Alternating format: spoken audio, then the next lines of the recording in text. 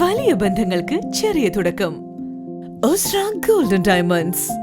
Believe in purity. Perinthalmanna road, Pattambi.